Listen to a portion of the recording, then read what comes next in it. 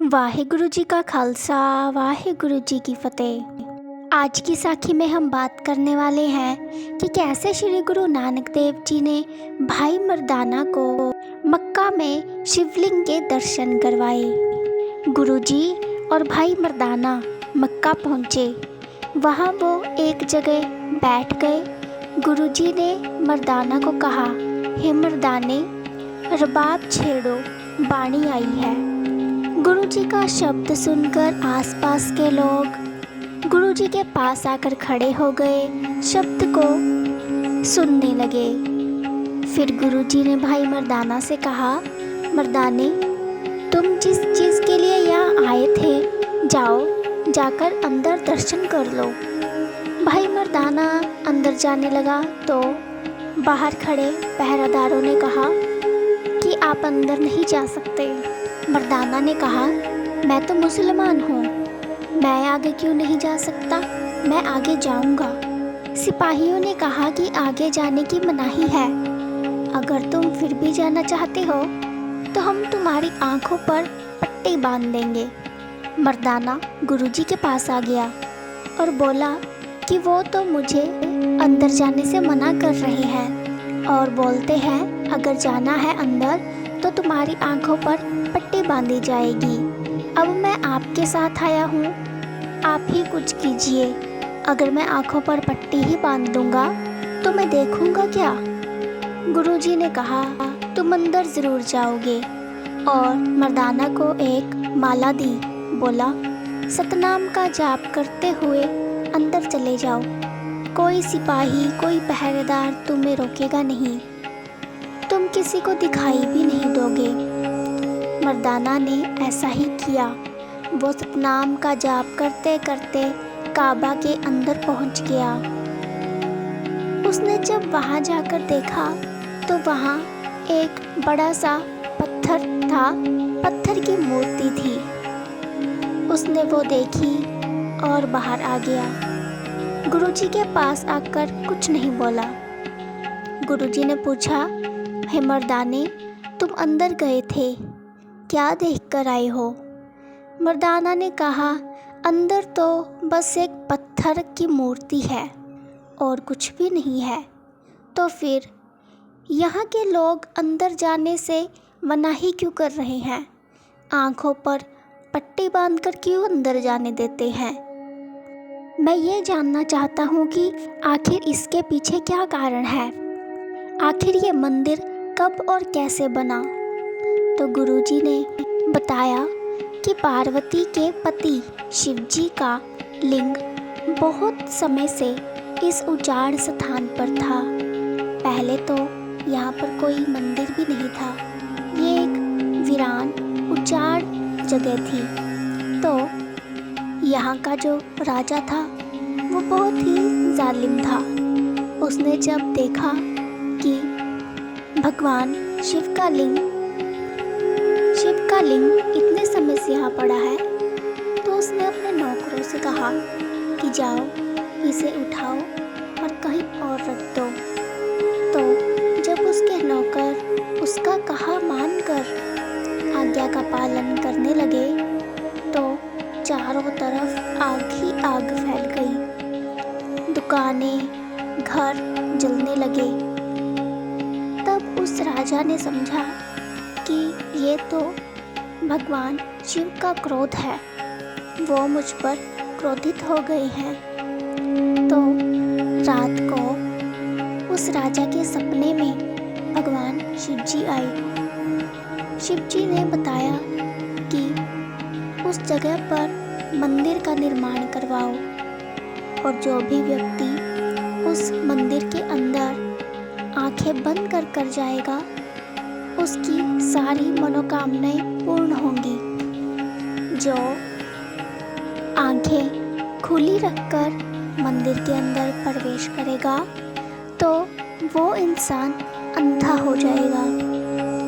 तो उस राजा ने ऐसा ही किया। अगले ही दिन सुबह उठ मंदिर का निर्माण कार्य शुरू कर दिया। वहाँ पर मंदिर बनवाया गया। यही कहानी बताई गुरुजी ने भाई मर्दाने को। रात काफ़ी हो चुकी थी। गुरुजी बहुत ज़्यादा थक चुके थे, तो वो रात के आखिरी पहर गहरी नींद में सो रहे थे और उनके पैर काबा की तरफ थे।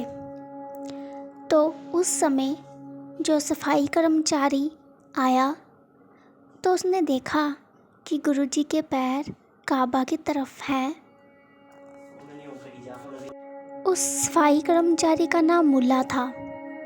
वो गुस्से से लाल पीला हो गया जब उसने देखा कि गुरुजी काबा की तरफ पैर कर कर सो रहे हैं। तो उसने शोर मचाना शुरू कर दिया कि आप कौन हैं, आप ऐसे कैसे कर सकते हैं। उसने लोगों को इकट्ठा करना शुरू कर दिया। गुरुजी जगे, बोले, मेरे पैरों को उठाकर उस तरफ कर दो जिस तरफ काबा नहीं है। तो उस मुल्ला ने ऐसा ही किया। गुरुजी के पैरों को उठाकर दूसरी तरफ कर दिया, लेकिन जब उसने पीछे मुड़कर देखा तो काबा भी उसी तरफ घूम गया था। जब उसने फिर से गुरुजी के पैरों को उठाकर किसी और दिशा में किया तो काबा फिर से उसी दिशा में मुड़ गया। इस चमत्कार को देखकर सभी लोग हैरान रह गए कि ये तो कोई चमत्कारी बाबा है जिसके पैरों के साथ साथ काबा पलट रहा है। वो मुल्ला भी ये देखकर हैरान रह गया था। गुरुजी ने सभी को फिर ये शिक्षा दी थी कि परमात्मा एक ही दिशा में निवास नहीं करता, वो चारों दिशाओं में है, चारों दिशाओं में वो रहता है। परमात्मा कण कण में निवास करता है। गुरु नानक देव जी की इस सीख से सब लोग मक्का में बहुत प्रभावित हुए।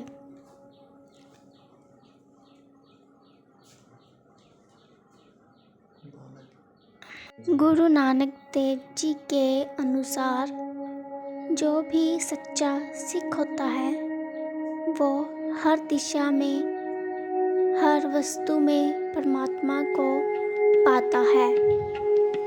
वाहिगुरु जी का खालसा, वाहिगुरु जी की फतेह। हमारे चैनल को सब्सक्राइब ज़रूर करें,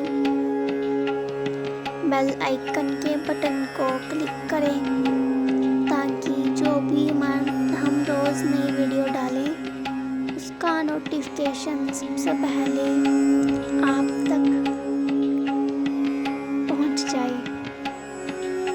हमारी वीडियोस को लाइक कीजिए, ज़्यादा से ज़्यादा हमें सपोर्ट करें, हमारी वीडियोस को शेयर करें आगे से आगे ताकि सभी लोगों को गुरुजी की शिक्षाओं की समझ हो सके और वो एक सच्चा सिख बन सके। हमारी हर एक वीडियो को लाइक ज़रूर करें। हमारे इस काम में हमें ज़्यादा से ज़्यादा सपोर्ट कीजिए।